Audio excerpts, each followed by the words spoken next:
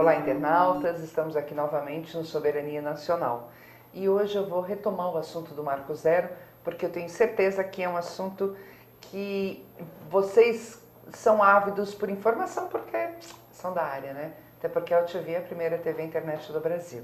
E também vou tratar de cultura, porque eu acho que isso é um dos braços necessários para a gente continuar a crescer e realmente se firmar como o país, né? O pessoal fala o cara, não é, Tadeu? Mas eu acho que é o país, não é?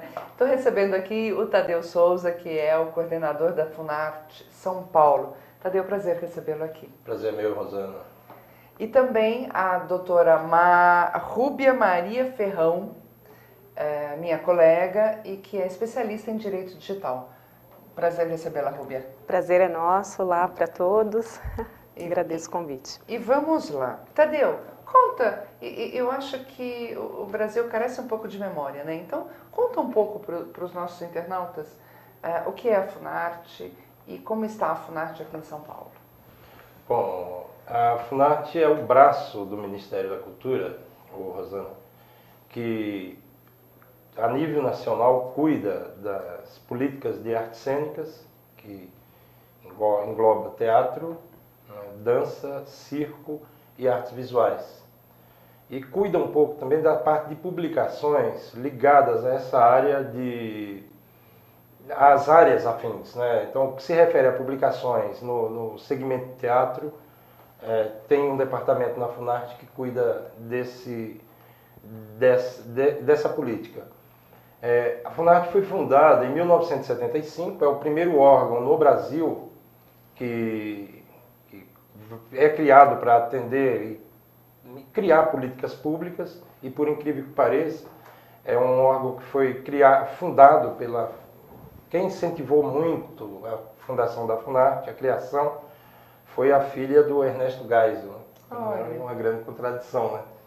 Que é aquela que o Chico cantou: você não gosta de mim, mas sua filha gosta. E a própria que criou a Funarte, né? E, posteriormente, né, se cria em 1985 o Ministério da Cultura e a Funarte é vinculada ao MINC. Ok.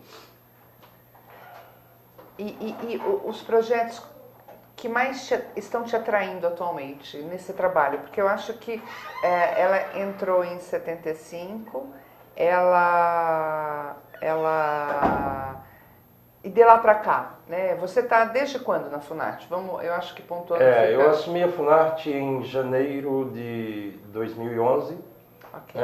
Mas a Funarte faz parte da minha vida porque eu milito na área da cultura desde os 16 anos de idade. Então, digamos que é um órgão que eu conheço profundamente, né? Porque fui um frequentador dos teatros, da sala de música.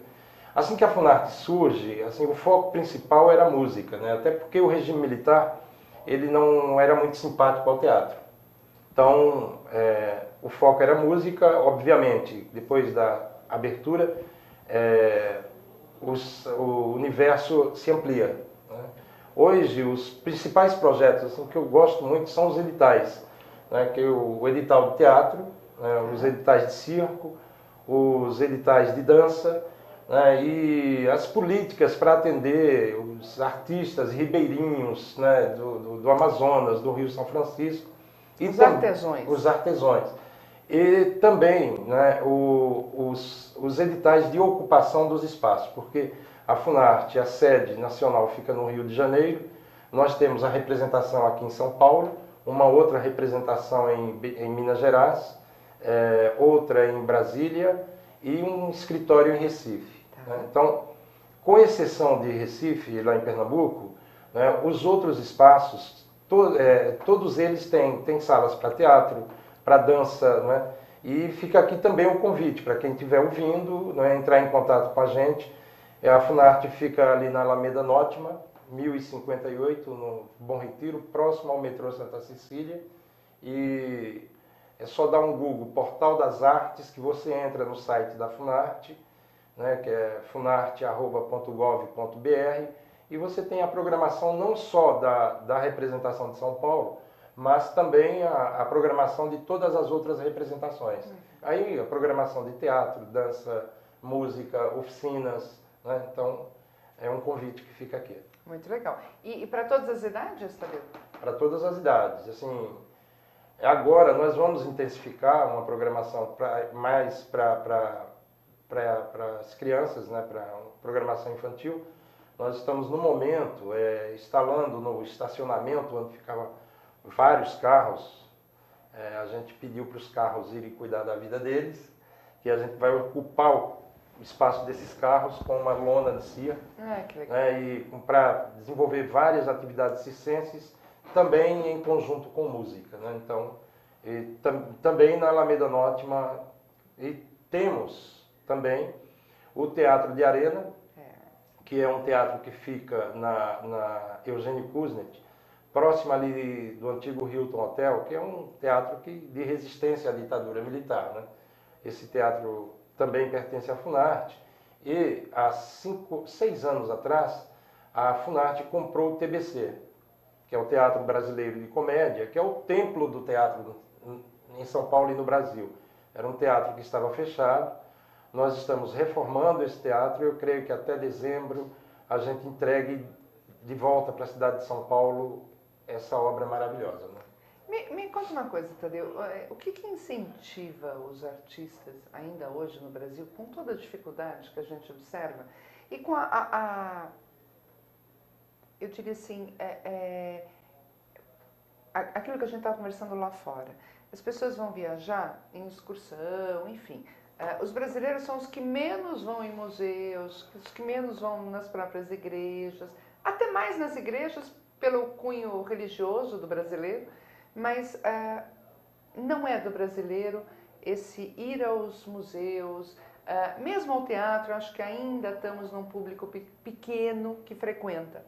O que você fala quando um artista te procura, ou quando um jovem fala, puxa, eu quero ser um artista, ou eu quero ir para o circo, eu quero cantar, qual o caminho que eu sigo, o que eu posso esperar? Porque, tirando aqueles que contam com o blim-blim, né, não é fácil para o artista sobreviver no Brasil. Ou esta realidade já mudou, Tadeu? Olha, eu quero te responder, assim, primeiro fazer uma reflexão em cima de uma colocação tua, que é o brasileiro não vai ao teatro, né? Ainda é pequeno o público, né? Não tem o hábito de procurar a arte, né? Ao meu ver, no nosso país, né, que é um país que que é um país que foi colonizado, né, e a maioria dos países que passaram por um processo de colonização, eles, infelizmente, para haver a dominação, a cultura ela foi massificada, né? Então, até poucos anos atrás, cerca de 13, 14 anos, a cultura era tido no nosso país como o entretenimento ou a cerejinha do bolo, né? Então, desde a chegada dos portugueses no Brasil, a cultura vinha sendo, até 13, 14 anos atrás, ela era tratada do ponto de vista pontual, né? Dizem que a política, alguns estudiosos dizem que a política cultural ela se dá com Dom Pedro II, porque foi um grande mecenas da cultura e tal, mas não deixa de ser pontual, né? E pasme, né? Porque depois do período, né, de colonização, período da colônia, ela vem sendo sempre tratada do ponto de vista pontual e pela primeira vez se pensa também pontualmente na cultura como política pública em 1930 com Gustavo Capanema, né?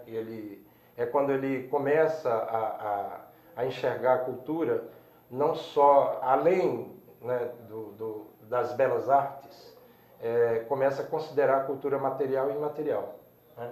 E no processo da colônia, no processo a cultura dos iletrados, dos mestiços, não era considerada cultura. E Sim. até hoje, né? Até hoje. Existe um preconceito muito grande contra a cultura digamos, excluídos. Excluídos, né? Então, o que vale até hoje, leia-se as novelas que a gente vê. Com certeza. Né, que o padrão do galã é europeu, é de olho azul. Né? Então, e da menina, né? É, O mesmo perfil, a loira exatamente. com chapinha. Exato. Então, a cultura ela, da classe dominante era a que valia. Né? As belas artes era a que valia. A partir de 1930, com o Gustavo Capanema, ele começa a enxergar de outra maneira. Quando ele cria um departamento de cultura dentro do Ministério da Saúde e Educação, ele cria um departamento para tratar a questão da cultura. Aí ele traz intelectuais, ele traz Drummond de Andrade. Foi né? vontade dele Vontade mesmo, dele né? Porque mesmo, não tinha né? nada a ver com saúde, não é? E um outro grande salto a gente dá, né, com Mário de Andrade, à frente do Sim. Departamento de Cultura no município de São Paulo. E aí é a Semana de Arte Moderna, aí se expande, mas também foi um momento. Né? E aí, por incrível que pareça, em 75 cria-se a FUNARTE, que é a Fundação Nacional de Artes, para cuidar dessa questão. E por incrível que pareça, em um país riquíssimo, né, um dos países mais ricos em diversidade cultural do planeta, por incrível que pareça, o Ministério da Cultura é criado em 1985, que em 1984 o Collor de Mello fecha o Ministério da Cultura. E com a chegada do Fernando Henrique ao governo, aí se cria a lógica da renúncia fiscal, que é criada a Lei Rouanet e se cria o mote que cultura é um bom negócio. Ou seja, de fato, o Brasil começa a pensar em política cultural, né, no governo Lula, com a chegada do Gilberto Gil. Obviamente que tudo que tem sido feito até agora é pouco, e pouquíssimo mesmo, né? Mas é muito recente ainda. E é muito Se você recente, pensar a que questão é de da 85, cultura. é muito Porque recente. a nossa sociedade, Janela e Rúbia, ela foi preparada, ela foi treinada para dizer assim, desenvolvimento. Quando se pensa em desenvolvimento, você pensa em pontes, né, obviamente, saúde, que tem que ter, transporte, tal. Mas eu costumo falar o seguinte, que eu não acredito em desenvolvimento social, de fato, né, que a cultura não transite no meio desse desenvolvimento. Porque não adianta você ter uma sociedade desenvolvida do ponto de vista material se essa sociedade não é desenvolvida do ponto de vista humanístico. Tá certo? E aí, para fazer esse processo de mudança do ponto de vista humano, é a cultura. Ou seja, um desenvolvimento só do ponto de vista material é um desenvolvimento manco. Né? E aí, respondendo a tua outra pergunta, né, quando alguém me procura, eu acho fantástico. Né? Eu acho que quanto mais soldados a gente tiver no nosso meio, no nosso país, para que nos ajude, né, a fazer esse processo de transformação, é fantástico. Né? É muito interessante, até porque, como você falou, a cultura faz muito pouco tempo ela está realmente com esse olhar de um Brasil e de um Brasil regional com as suas riquezas e características. Né? Nós temos aquela festa lá no Nordeste, me fugiu o nome, que é do azul e do vermelho. No norte, Parintins, o boi, né? de Parintins. De Parintins, que é bárbara. E pouco se fala nela, apesar do carnaval estar em todos os países do mundo. Né? Eu acho fantástico. Agora, você tem conseguido, porque eu tenho observado cada vez mais, Tadeu, que o Brasil, toda essa riqueza dele está se traduzindo no terceiro setor com um monte de entidades agindo em prol de alguma coisa. Por exemplo, eu estive com o Instituto Alana aqui e elas falando desse trabalho de educação nas escolas para desenvolvimento justamente da arte em cada uma dessas crianças, né? E você vê a possibilidade de que daqui a um tempo a Funarte ou enfim conseguir estar ligado a todas essas entidades, porque é uma economia de trabalho, é uma economia de custos e uma troca de experiência fantástica, né? Porque você vai começar agora um trabalho com as crianças, não é isso? Então, se de repente juntasse o Instituto Alana, por exemplo, que já traz uma história de trabalho nesse setor, o pessoal do circo, que eu quero muito ouvir, porque o circo eu ia quando era criança, né? Como é que está isso hoje? Como é que você vê esse juntar de todos esses setores que estão trabalhando para um Brasil melhor? Então, quando eu me refiro, eu falo que se pensa em política cultural de fato no país, né, cerca de 13 anos com a chegada do Gil ao Ministério da Cultura. É nada, né? Nada. Muito É adolescência. Muito rápido, muito rápido. É bom a gente explicar um pouco por que a gente está falando isso, né? Porque é quando se pensa pela primeira vez no país, né, em um sistema de cultura, que se pensa no Sistema Nacional de Cultura, que é semelhante ao SUS. Uhum. Né? Você vai criar o CPF da cultura no país. Ou seja, o Ministério da Cultura, com o sistema implantado, 2% do PIB brasileiro tem que ir para a cultura. Tá. 1,5% o Estado tem que designar para a cultura e 1% o município. Você tem que criar o fundo municipal, o estadual e o federal de cultura. Você tem que criar montar as conferências de cultura, criar o Conselho Municipal, Estadual e o Federal de Cultura, e você tem que desenvolver o Plano Municipal, o Estadual e o Federal de Cultura. Né? E os municípios, né, que fizerem adesão ao Sistema Nacional e os estados também, eles vão ter que implantar esse CPF, tá certo? Né? Você implantando esse CPF, você faz com que organizações, né, da sociedade civil, elas entrem em contato, se aproximem. Por exemplo, a Funarte, quando eu me referi aos editais, né, quando os editais são lançados, tanto a nível nacional quanto de ocupação, as produtoras e essas organizações têm como encaminhar seu projeto. Okay. Né? Então, os projetos são encaminhados, a gente tem uma curadoria que analisam esses projetos e, dependendo da qualidade, né? E eu não gosto muito desse termo qualidade, mas da grandeza deles, né? Aí a curadoria beneficia.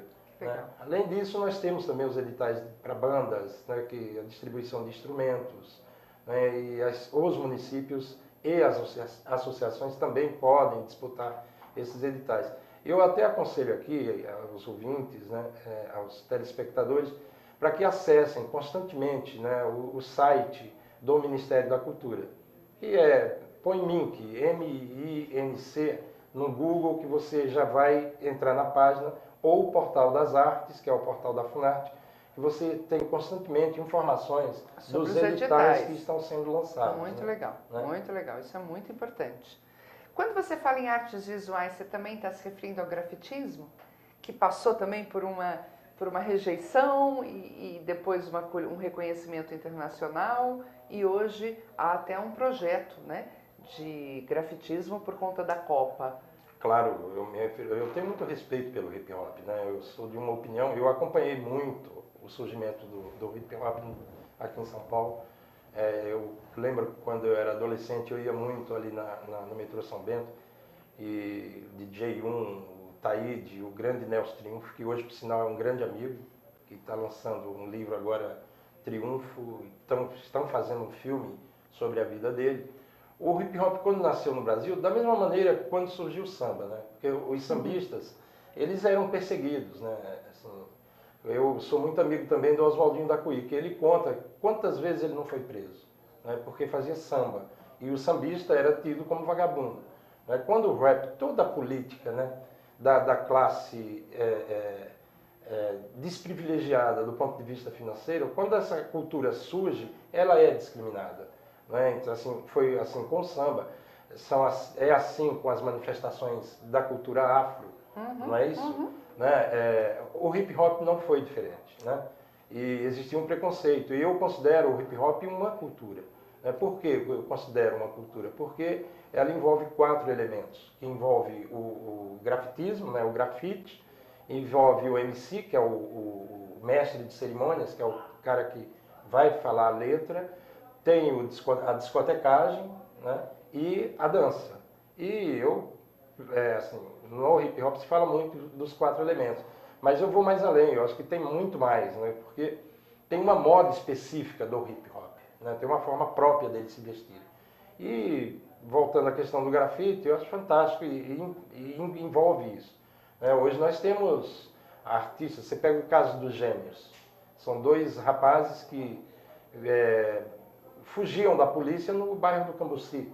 Hoje, os Gêmeos, eles são reconhecidos... São heróis no bairro do Cambuci. Exatamente, e são reconhecidos internacionalmente. Sim, né? sim. E o trabalho dos caras é maravilhoso. Então, o grafite assim, um segmento aí das artes visuais que eu acho fantástico. O Vale Cultura, pegou, não pegou? Pegou, tá pegando. Tá pegando. Então, fala um pouco a ministra Marta Suplicy, ela tem sido assim, ela defende essa bandeira com muita força, né? Acho que é importante explicar, o Vale Cultura, na verdade, ele é um mecanismo que os trabalhadores, né, já têm, né? É o tipo de um cartão do Vale Refeição, né? Você é beneficiado, você recebe R$50 naquele cartão e você pode, com esse cartão, comprar livros, você pode ir ao cinema, você pode ir ao circo e você também pode acumular esse valor, né, a R$200, R$300, R$400 para comprar um instrumento musical, enfim. E como é que é o acesso? O acesso é a empresa, né, a empresa aderir ao Vale Cultura. Nós hoje já temos talento, mas até o Brasil entender, né? Tudo no Brasil é lento, né? Eu sempre lembro isso. Você lembra do cinto de segurança? Sim. Primeiro era facultativo, aí depois era obrigatório, mas não tinha multa. É isso.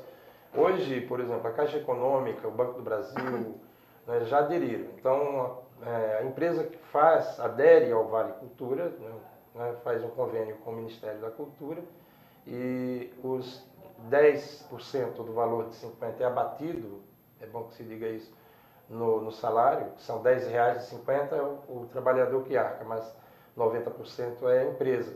Só que quando a empresa, né, for pagar o imposto de renda, esse valor que a empresa repassou para os funcionários, ele abate no imposto de renda. Na verdade, é uma renúncia fiscal. Perfeito. Né? É uma renúncia. Muito, muito importante. Sim. Muito importante. E é legal aqui explicar, porque seria, assim, quem está ouvindo, quem está vendo, é importante chegar na empresa e conversar, e para que as pessoas procurem o Ministério da Cultura, que façam a adesão, né, e também os fazedores de arte e cultura no país que se cadastrem, né, que é procurar uma empresa, fazer o cadastro, procurar uma empresa que trabalha com vale refeição e pegar a maquininha. Então, de repente, um circo. É ir numa empresa, fazer o cadastro, e em uma empresa de vale refeição, essas maquininhas, e põe na porta do circo, entende? O cara, né, chega e passa o cartão e bom espetáculo.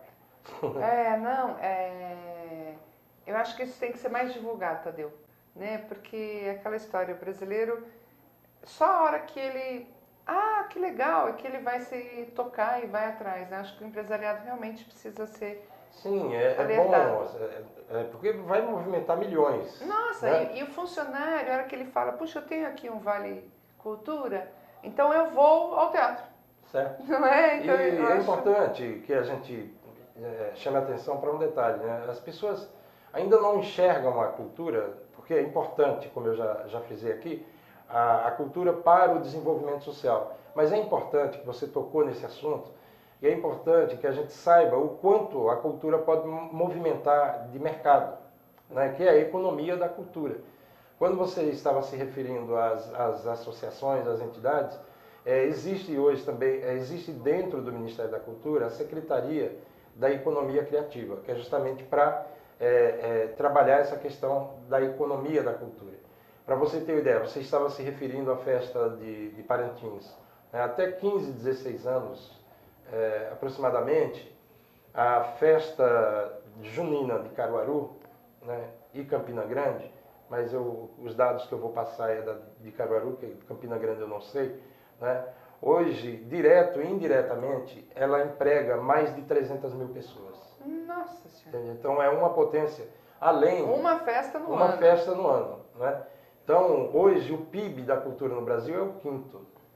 Nos Estados Unidos, ele é o segundo e só perde para a indústria armamentista, ganha da automobilística. Nossa. Então, quando a gente fala da economia da cultura, é também falar que através das nossas manifestações culturais, da nossa riqueza e diversidade cultural, a gente pode gerar muita renda e empregar muita gente. E os trabalhadores da cultura, a remuneração deles, eles são remunerados de 3 a 4 vezes do que o que o mercado paga, né? Então, é um detalhe que a gente não presta atenção. E eu costumo dizer também que a gente tem essa história toda aí da camada do pré-sal, que eu acho que a gente tem uma camada, não tenho certeza, que a gente tem uma camada, né, mais importante que o pré-sal, que é a nossa diversidade cultural, até porque ela não acaba, né? E o pré-sal, o petróleo acaba. Exato. E a nossa identidade, nossos valores culturais, se a gente preservar, eles vão ser eternos. E precisa, né? É fundamental, porque você quer dominar uma nação, você quer roubar a alma de alguém, roube a sua cultura. É a melhor forma, antes dos opressores dominar uma sociedade e ir em busca da dominação, elas não mandam a indústria bélica. Primeiro, elas dominam culturalmente. E por incrível que pareça, não sei se vocês sabem a história da guerra do Vietnã, por que aqueles índios e os japoneses, aqueles olhinhos puxados, com todo armamento bélico, não perderam a guerra para os Estados Unidos, né? É justamente porque eles não tinham perdido sua identidade cultural e conheciam muito bem o terreno geográfico. E aí, por mais que os Estados Unidos botassem arma lá dentro, eles conseguiram vencer por conta da sua identidade e seus valores. Outro exemplo que nós temos foi na Segunda Guerra Mundial, quando tiraram, primeiro, todas as obras-primas dos judeus, não é? Exato. E se apropriaram, tanto que recentemente foi achado um acervo fantástico. Que é isso? Mas eu acho que o Brasil tem tudo para... nessa diversidade que o Tadeu falou. E ontem eu estava ouvindo uma matéria, Tadeu, falando inclusive que nós já estamos com 80 países no Brasil, inclusive de refugiados pedindo asilos, de todas essas comunidades que estão com problemas no mundo e que vão trazer a cultura deles também, que vão acabar sendo incorporadas na nossa cultura. Então o Brasil, eu acho que, eu vou ousar dizer, Tadeu, que é o país com mais potencial de diversidade cultural do mundo. Eu concordo plenamente. E sem ufanismo nenhum, né? Eu sou muito fã do professor Darcy Ribeiro, quando ele fala o Brasil não é um país, é um continente, né? Porque é um país que junta todas as raças, que junta todas as culturas, e o professor Darcy Ribeiro falava o seguinte, que nós somos a nova raça, e não um país, e sim um continente por agregar tanto, e somos únicos no planeta Terra, nesse sentido somos. Eu tenho certeza. Agora eu vou chamar a Rúbia aqui. Rúbia, Marco Zero, o que de fato mudou e o que de fato foi importante? Porque me parece que, principalmente nos aspectos legais, ainda ficou muita coisa a ser finalizada. Sim, na verdade foi um avanço. A gente vê o projeto Marco Civil como um bom projeto. Por quê? Muitas vezes é disseminada a ideia de que a internet é uma terra sem lei e que precisaria de lei, e a gente que trabalha com a lei fala, mas não é possível, tem tanta lei, tem tanta coisa, como não tem lei, né? Então a gente que acaba trabalhando com isso, soa até estranho ouvir esse tipo de informação. Mas em verdade, alguns aspectos e alguns pontos ainda dependiam de um maior esclarecimento, de que ficasse uma coisa mais sedimentada, para que não existam decisões díspares, né? Para que haja uma clareza por parte de todos.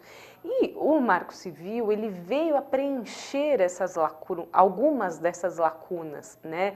Então, por isso que a gente acaba entendendo como sendo um bom projeto. Então, o Marco Civil ele está sustentado aí em 3 grandes pilares. Primeiro, a neutralidade, a privacidade e a liberdade de expressão.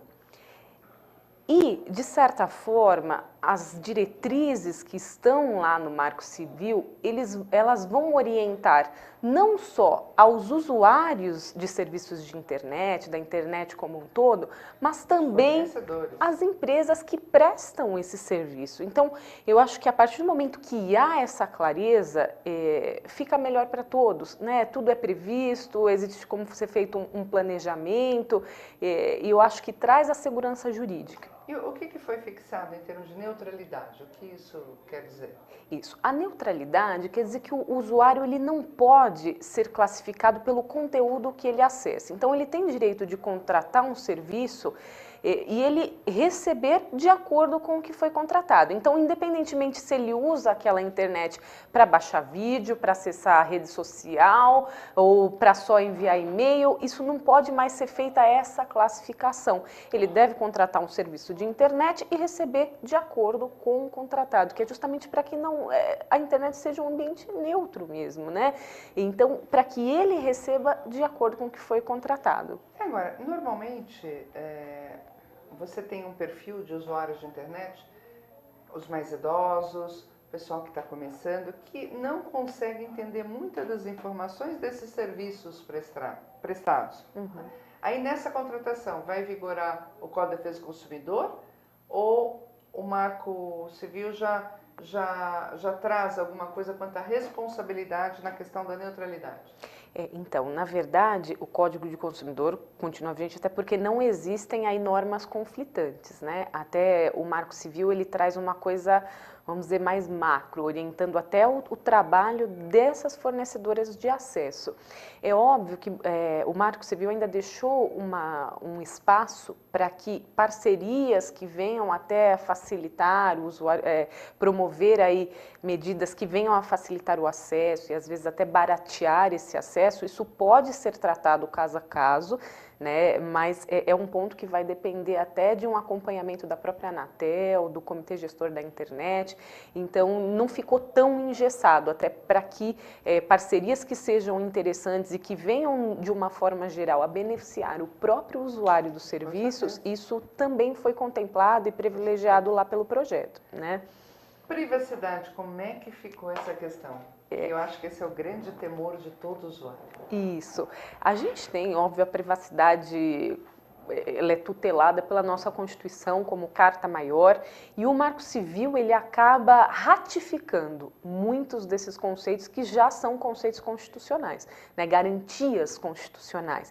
Então, existem diversos termos que, na verdade, são reproduções daquilo que já existe na Constituição, como, por exemplo, a privacidade, lato sensu, o sigilo das comunicações, o Marco fala até em direitos humanos. Então, tudo isso vem estampado como sendo, de fato, garantias para ficar claro que o usuário de internet tem essa proteção. Privacidade total, muito em função do que aconteceu nos Estados Unidos? Sim, até, na verdade, a discussão é anterior a esse episódio, mas o que acabou acontecendo nos Estados Unidos foi uma mola propulsora até para o projeto andar. Você veja que isso ficou travado por um bom tempo na Câmara e depois desse episódio ele acabou entrando em regime de urgência e acabou sendo aprovado na Câmara, né?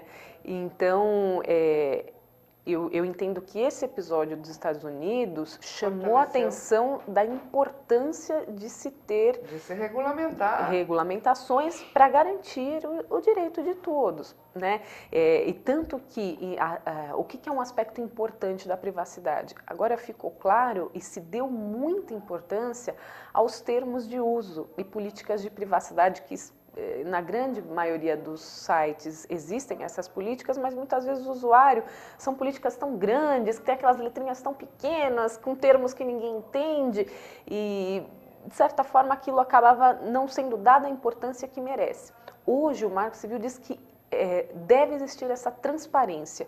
O usuário tem que saber exatamente a finalidade que vai ser dada aos dados pessoais que ele informa no site, precisa ser muito bem orientado sobre que tipo de informação que vai ser coletada e mais, foi conferido o direito, inclusive, de que, havendo o término desse relacionamento, o encerramento aí dessa relação, o usuário tem o direito de que todos os seus dados sejam apagados, né? E vai ser automático, obrigatório por parte da empresa, ou o consumidor vai ter que pedir essa destruição de dados? E na verdade deve ser uma coisa automática. Deveria, o encerramento né? Mas aqui no Brasil é mais difícil. Sim, mas como a lei diz isso, o usuário pode inclusive se preocupar e fazer essa solicitação e se na eventualidade de entender que existir algum mau uso, buscar as medidas legais e as ações necessárias para que seja garantido esse direito. Ontem me mostraram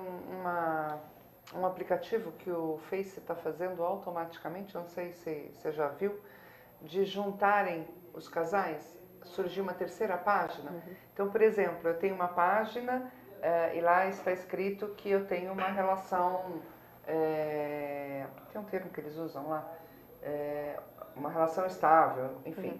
Aí esta pessoa também tem uma página e fala que tem.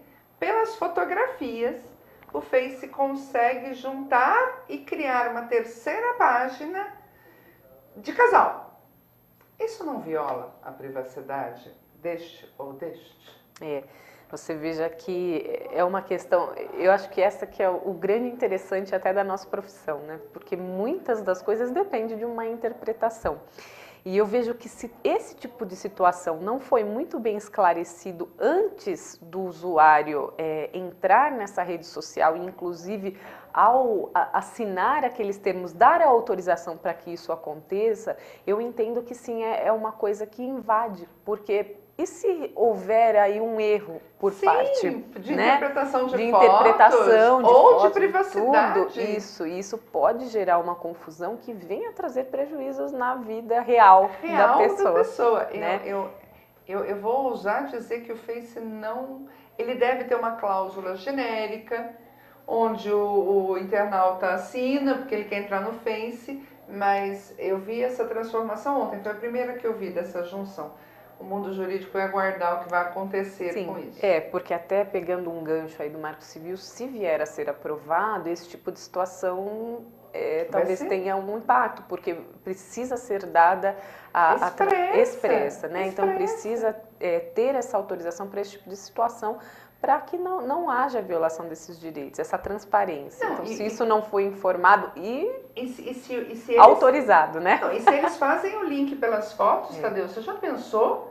De repente você tem muita foto com um amigo ou com uma amiga e o Face vai, né? É um perigo. É um problema, isso pode separar muitos casais. Mas eu tenho certeza disso. Vai ser um drama. Uhum. Bom, tá bom, temos garantida a privacidade. Sim. E onde fica então agora, que também eu acho que é outro grande problema, é a liberdade de expressão? Sim. Um ponto muito importante que a gente vê pelo Marco Civil é essa preocupação com a liberdade de expressão, e deve ser assim mesmo, porque é um direito essencial, é um direito que deve acompanhar aí as pessoas, até para que elas possam se manifestar. A gente até falou de cultura, né? Não deixa de ser aí um reflexo disso, de que possam dar a sua opinião, enfim, demonstrar do que gosta, enfim, é um direito fundamental, e isso foi mantido no projeto, tanto que é um dos pilares. A única questão que a gente acaba vendo é que houve, no meu ver, aí misturaram algumas situações que deixou o projeto, se for passar pelo Senado da forma como está, vai ser prejudicial. Por quê? Como é que funcionava porque quando a gente fala em liberdade de expressão, é óbvio que a liberdade de expressão, ela convive com outros direitos igualmente constitucionais que estão no mesmo patamar, né? Então, esses direitos como a privacidade, a honra, principalmente, são igualmente importantes. Afinal, hoje você é aquilo que a sociedade também entende que você é. Essa reputação social é importante para a pessoa. Tanto que não raro, muitas vezes em razão de episódios que acontecem na internet, a pessoa chega às vezes ao extremo de tirar a própria vida. Sim. Porque não consegue enfrentar aquela situação, né? Então, qual que é a grande questão? A liberdade de expressão, ela deve ser garantida, mas desde que também ela não impacte com outros direitos igualmente constitucionais. Então, o que a gente tinha hoje, né? Qual é o quadro que nós tínhamos hoje? Uma pessoa que se sente vítima de um determinado conteúdo na internet, então, desde algo que viole aí a sua privacidade, cenas de nudez, ou ainda utilização não autorizada da sua imagem, ou ofensas propriamente ditas, ela poderia buscar aí o provedor extrajudicialmente, informar: esse conteúdo viola um direito meu. E o provedor ia tomar uma decisão: retira o conteúdo, não retira o conteúdo. O que acontece? Quando essa discussão vai para o judiciário começou a sedimentar um entendimento, inclusive o próprio STJ, que se o provedor, uma vez notificado de um conteúdo indevido no seu site, ele ficar inerte, ele vai responder por aquela inércia, indenizando a vítima, tendo uma responsabilidade aí solidária com o infrator. Mas por quê? Não porque ele é o responsável por aquele conteúdo, mas sim porque ele não agiu quando deveria ter agido. Então, ele fez que a ofensa da vítima, esse prejuízo, se perpetuasse no tempo, né? Fazendo com que a vítima tomasse todas essas medidas. Então, eu entendo que não é correto mesmo você responsabilizar o provedor por tudo, mas a partir do momento que ele toma ciência de que algo errado está acontecendo num ambiente que é de sua responsabilidade, ele tem sim que responder por aquilo. Então, hoje, o STJ tem defendido que, se uma vez notificado, é o princípio que a gente fala do notice and take down, notificado da violação de direito, ele deve retirar o conteúdo, tá? Só que como que ficou isso no Marco Civil? Até por existir essa preocupação com a liberdade de expressão, existe lá um artigo que vai dizer: o provedor não é responsável pelo conteúdo da sua página. E mais, ele só é obrigado a retirar um conteúdo com ordem judicial. E ele só vai responder, né, em termos de uma indenização, se com ordem judicial não retirar o conteúdo. Só que aí vem a crítica, Rosana: ordem judicial se cumpre ou se discute. Né? Aliás, está na Constituição Federal também. Sim, então depois da ordem judicial a gente entende que não faz sentido essa discussão indenizatória. Isso tem que ser prévia.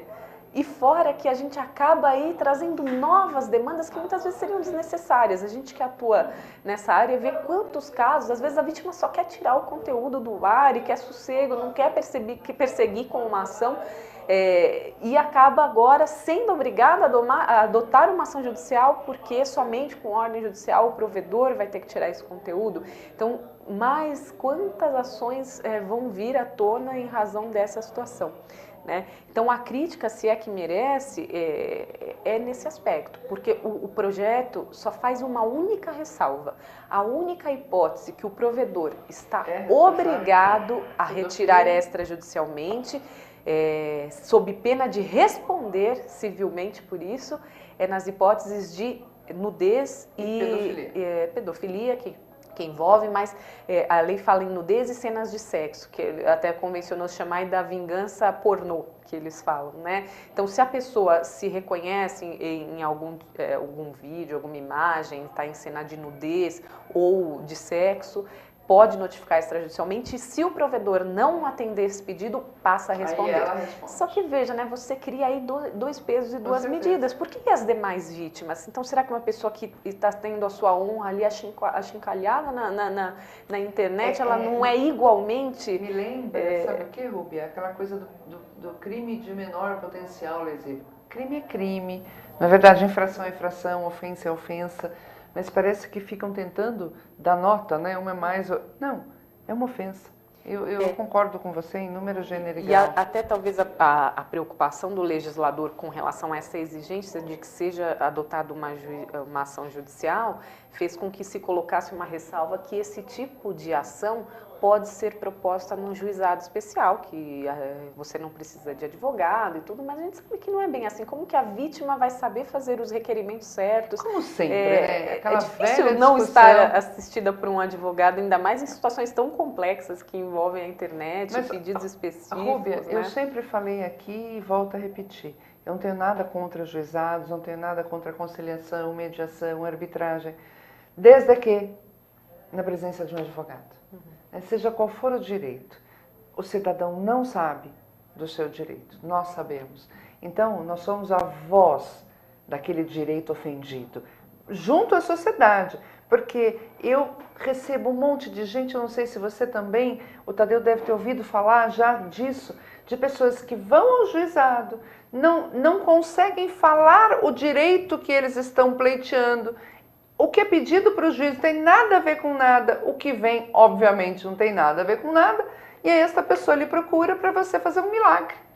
E a gente não faz milagre, a gente consegue muita coisa, né, Rúbia? Claro. Mas milagre não. Claro, então é difícil que a vítima, às vezes, tenha até a percepção do que ela precisa fazer, né? Veja que uma outra questão importante do Marco Civil que dá para a gente também chamar a atenção é que ficou agora regulamentado o prazo pelo qual os provedores devem fazer a guarda das informações que vão permitir a identificação do ofensor. Porque se a gente pensar que na internet a grande maioria das condutas ofensivas são cometidas num primeiro momento de forma anônima. Com certeza. Né? E a única forma da vítima chegar a essa através da primeira informação. É obtendo aí desses provedores de serviço de conexão e de aplicações na internet os registros, né, esses logs, essas informações cadastrais que tragam aí a autoria dessa pessoa, até porque é um preceito constitucional, é livre a manifestação do pensamento, mas é vedado o anonimato. Exatamente. Então, se você quer falar, você pode falar. Aliás, mas desde isso que se podia identifique. ser aplicado também, esse princípio podia ser aplicado também nos movimentos de rua, né? Porque eu acho que o povo, infelizmente, foi retirado da rua por conta de medo, né? E eu acho que o Brasil precisava estar de novo na rua. Mas isso é papo para outro programa nosso. Eu quero te provocar, e aí ao Tadeu também, antes de provocar os dois. Se o provedor estiver fora do Brasil, para cumprir essa liminar, vai ser um inferno. É isso, Rúbia? O projeto a gente até comentou a questão dos Estados Unidos e nós tivemos um ponto que a gente entende que foi uma vitória, porque teve aí o entendimento de que para tentar tutelar o brasileiro, então todas as empresas deveriam, estrangeiras, ter um data center aqui no Brasil. Só que isso ia burocratizar e não ia resolver o problema, né? Então o projeto teve uma saída aí, uma alternativa que foi muito mais inteligente, que é todo aquele que vai participar ou que vai coletar informação, ou que proveu o acesso, ou que analisou a informação, enfim, vai ter que cumprir a legislação brasileira, porque tudo aquilo que no fluxo de internet passou algum ato aqui no Brasil. Mas não vai resolver, Rubia. Porque você tem uma liminar contra um provedor para tirar um conteúdo, ele está em Bangladesh. Sim, é difícil. Não adianta. Porque é burocrático. É isso mas que eu não falo. tem como, né, Rosana? Porque infelizmente a própria soberania exige esse tipo de situação. Então, se o provedor que está fora, ele não tem nenhuma representação no país... Ele não tem interesse em estar aqui? Mas é que muitas vezes a gente acaba vendo situações em que o provedor ele não tem nenhum tipo de operação aqui no Brasil. Eu acho que aí tem que seguir esse trâmite, Mas né? então nós vamos começar a orientar os brasileiros a não contratarem com quem não tem endereço no Brasil. Porque este é o grande problema da justiça. Vai mandar carta rogatória? O cidadão comum? Não. Então, e agora eu vou para a provocação, porque o nosso tempo está esgotando. Há uns 15 dias eu entrevistei o Tércio Sampaio Ferraz, que para mim é Nossa, eu sou apaixonada por ele, filósofo do direito. E ele estava falando justamente sobre isso, internet e tal. Primeiro ele fala que o brasileiro nunca aprendeu o espírito da lei, ele quer sempre burlar a lei. Né? A maioria dos brasileiros, infelizmente, tanto que jeitinho. Sai uma lei, mas 2 horas depois já tem um monte de dicas de como quebrar a lei.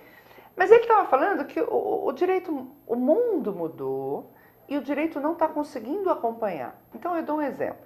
Direito autoral tem a ver com o Tadeu. Internet. Então alguém põe lá um quadro, uma música nova, né?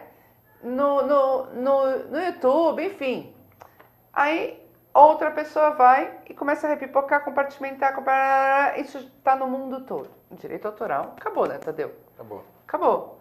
Então tem coisas que eu acho que o nosso direito, Rúbia, ainda não está pensando. Então o Tércio falava assim, Rosana, onde que é o lugar da assinatura de um contrato? Se ele é virtual, ele vai ser em Bangladesh, em São Paulo? Não, mas tem o Marco Zero, o Marco Civil, que fala que é a lei brasileira. Mas em Bangladesh vai ter uma lei que fala que é a lei de Bangladesh, né? Então, que a gente tem que repensar tudo isso, porque quando você fala em internet, quando você fala... a internet, ela invade todas as esferas, sim, inclusive a sua, claro, não é? A nossa, o direito. Então eu acho que temos que começar a repensar muito no direito. A gente está, de novo, apagando fogo e não está mexendo na estrutura do direito. E eu acho que mais importante também, além de todas essas considerações, porque de fato a internet põe em xeque até a própria noção de fronteiras, porque sim, você daqui do seu local, você pode estar contratando em outro lugar, você pode estar ofendendo pessoas de outros lugares. Exatamente. Então, de fato, coloca em xeque isso. Mas eu acho que um instrumento importante, que eu acho que é ligado até à própria discussão de cultura, você precisa educar as pessoas precisam saber como usar. Então, muitas vezes, eu te diria que grande parte dos usuários de internet hoje não sabem que se pode até chegar à sua identificação, que não existe como chegar a um ofensor. Claro que a gente tem pessoas que são profissionais em cometer crimes e aplicar golpes e tudo, mas essa não é a grande maioria, né? Então, eu vejo que há a importância de trazer mais informação. As pessoas precisam aprender, de fato, quais são os seus direitos, quais são os seus deveres, exato, como utilizar a internet. E os cuidados. Os cuidados. Até a gente estava nessa discussão de cultura, eu vejo que às vezes o ente governamental perde a oportunidade de utilizar a cultura como elemento de resgate. Então, pessoas que são marginalizadas, muitas vezes elas são trazidas à vida de novo pela cultura. A gente vê aí pessoas que sofrem com depressão, estão doentes, enfim, que a cultura salva essa pessoa. Então, tudo. Então, por que não? A própria internet também, nesse viés de que acaba, às vezes, muitas vezes sendo utilizado como um elemento cultural também, como de disseminação. Né? De disseminação. Então, se bem utilizada, quantas coisas que a gente não pode chegar, né? Quantos resultados positivos. Com então, no que se refere a direito autoral, no universo da internet, hoje no Brasil existe um grande debate, né? E ninguém chegou ainda a uma conclusão que sequer, e eu creio que é difícil. Porque tem quem defenda, né, a criação livre e que acredita que divulgar por si só está legal. Mas tem também quem defenda, falou, olha, qual é a tua profissão, né? Clarice Lispector falava, não me peça de graça aquilo que eu tenho, a única coisa que eu tenho para lhe vender. Né? Então, que é a propriedade intelectual. Então, se eu sou um criador e vivo disso, como é que fica? Exatamente. Né? Então, é um debate. Agora tem, por exemplo, o caso do Tom Zé, que criou todo um trabalho e disponibilizou. Tem quem disponibilize, mas também tem quem queira, né, receber por isso. Né? Então, é um debate e, como vocês falam, é muito novo tudo isso. Agora, tem casos que realmente são absurdos, que mesmo que correm soltas aí nas páginas do Facebook. Inclusive, a gente até criou, tem uma letra de uma música que é em cima disso, né? Eu e minha companheira, a música que ela vai gravar agora. E que vai vir aqui um dia, né? Sim, Já vamos trazer. É em cima disso, porque eu vejo coisas absurdas no Facebook. E que de repente vai de encontro à ofensa das pessoas. Eu fui atacado porque eu fui em um encontro de hip hop lá em São Bernardo do Campo e, coincidentemente, tem um vereador que é meu amigo lá da cidade e eu ao lado do vereador e do secretário de Cultura, e essa foto foi postada no Facebook. Quer dizer, um cara que eu conheço, que está perturbado mentalmente, porque não é possível um negócio daquele. Foram altos ataques, até que eu denunciei o cara. É porque ele me viu ao lado Só por de isso. um político. Só Só por por isso. isso. Infelizmente a gente vê que as pessoas estão muito intolerantes e muito agressivas, né? E eu tenho a impressão também que nesse mundo do Face, as pessoas esquecem que estão falando com milhares de pessoas. Exato. Sim. Elas acham que estão na sala de visita ainda. Não, né? e a pessoa, muitas, né, colocam, olha, eu vou tomar café. Né? Eu já cheguei, a pessoa dizendo que ia olha, estou indo ao banheiro. Nossa. Né? Então mas é bem aí isso. entra até numa outra discussão que é a questão da segurança. Claro. Que diz quantos episódios nós já não vimos de pessoa que fala estou viajando e teve a casa A casa assaltada. assaltada, né? exatamente. E mais do que isso, eu vejo que as pessoas esquecem um pouco do direito alheio, porque muitas vezes, no seu caso mesmo que você acabou de dizer, colocam fotos suas sem a sua autorização. Então, muitas vezes você está num ambiente particular, na sua casa, né? Enfim, num momento íntimo, que às vezes você não quer que por algum motivo isso vá ao conhecimento do mundo, Claro, né? claro. E às vezes uma pessoa inadvertidamente acaba colocando a sua imagem, colocando esse momento na internet sem a sua autorização. Eu né? diria que se a cultura, e aí eu me vejo lendo Monteiro Lobato, né? Há pouco tempo atrás, em internet, ainda estamos com essa dificuldade toda, e se Deus quiser, rapidamente vocês lá vão conseguir, imaginem a internet, que é algo tão novo, não é? Nós estamos indo para o nosso encerramento, é uma pena, porque eu continuaria conversando com eles aqui há um tempão. Rúbia, prazer conhecê-la, obrigada pelas informações. Vamos esperar passar no Senado e aí você voltará aqui para a gente continuar falando. Claro, eu agradeço o convite de estar aqui com vocês, cumprimento todos os internautas e fico à disposição para qualquer esclarecimento que se tenha ainda sobre o assunto. Muito obrigada. Tadeu, um prazer. Prazer meu, Rosana. Espero você de volta aqui com a sua Precisou, musicista. Chamou, estamos vindo. E olha, obrigado por conhecer você, a Rúbia. Prazer estar com vocês aqui. Todo meu, e continue nesse projeto. A gente precisa de muito circo, teatro, música e grafite. Não é? Queridos internautas, voltamos semana que vem com temas de relevo para o nosso Brasil. Eu acho que a internet temos muito que pensar, porque é exatamente isso que a Rúbia colocou, os cuidados que a gente tem que ter para não ofender terceiros, que a gente nem percebe, né? O cuidado com as crianças, enfim. E cultura, né? Tudo de bom, né? Você já marcou sua peça de teatro esse final de semana? Você já foi ao circo? Enfim, pelo menos uma das coisas, né? Ou vai dançar, ou vai no circo, ou vai no teatro, ou vai ouvir uma música, um show de música, porque hoje eu li uma frase e eu complementaria, que viajar é o único investimento que realmente te traz retorno, né? Você nunca vai perder isso, ninguém vai te tirar e não vai sair de moda. Cultura também. Fiquem com Deus, até semana que vem.